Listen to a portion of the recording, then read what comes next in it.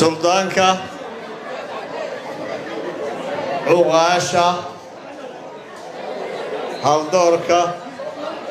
سياسيين hablaha dhalinyarada beelweynta Cabdallah Bakor iyo Sheekh Cismaan ee caawa halkan munaasabada weyn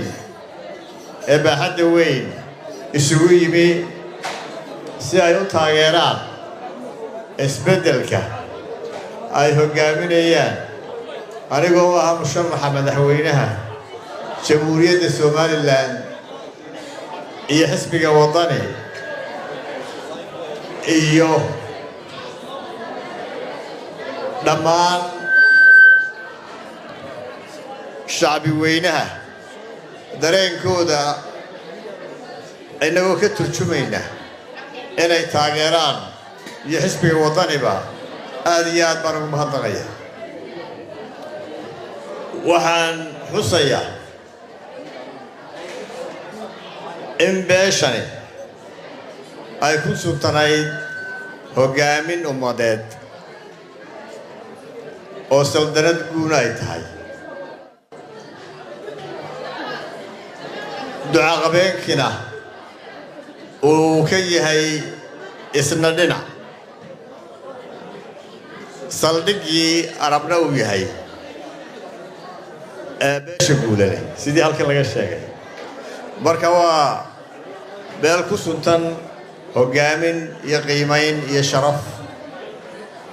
beeshan waa beel taariikh weyn ku leh Somaliland iyo beelweynta Arabba hal door badan baa ka dhashay oo taariikh weyn lahaa oo ka mid yahay Faarax Nuur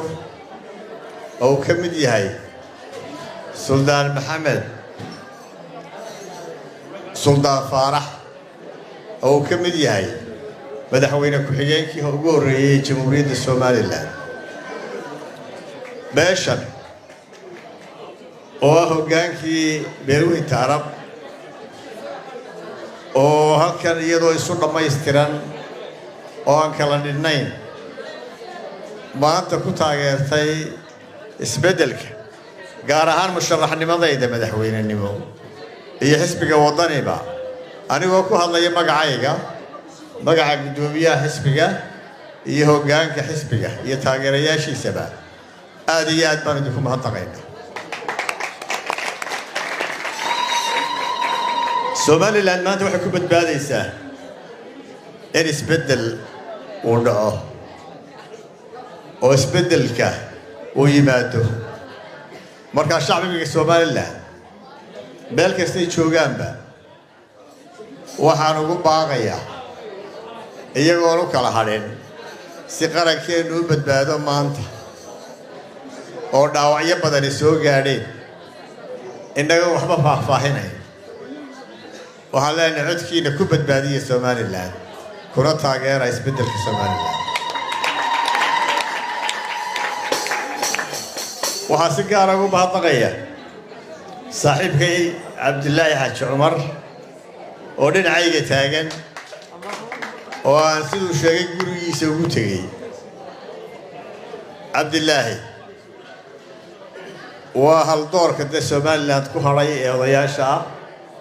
waa nin taariikh weyn ku leh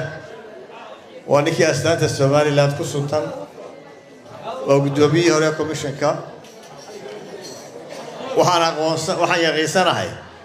inaan anna ka maarmin oo musharaxi Somalilandna ka maarmin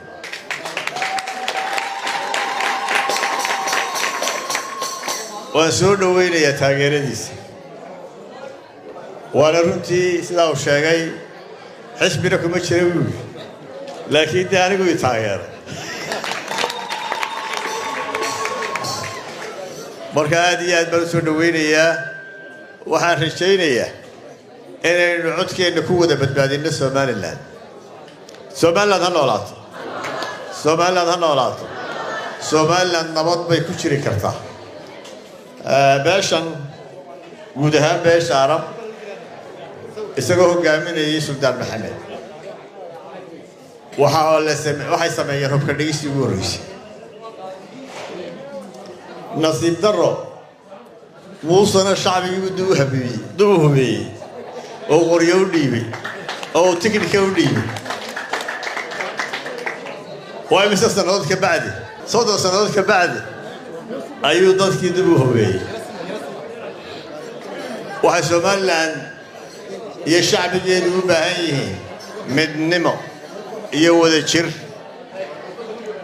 waxa shacbiga Somaliland u ballan qaadaya shaqada ugu horeeya qabtaa inay noqonayso in dadkan xukuumadda kulmiye kala yarnaysay kala qaybisay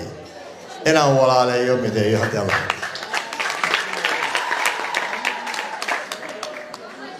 insha Allah anu maalin hore sheegayo waa ku ri wadada balagubadle ee muuse kiiloomitirka ku diri kari waayay anigu dhagax dhigi maayo waa bilaabaya waa dhamaynaya meel ku qortay dalka cadaaladda badan baa ka jirta insha Allah adeegyada ay xaq u leeyihiin deegaanada reer kale dego ama Somaliland bedegto way wada cabanaysa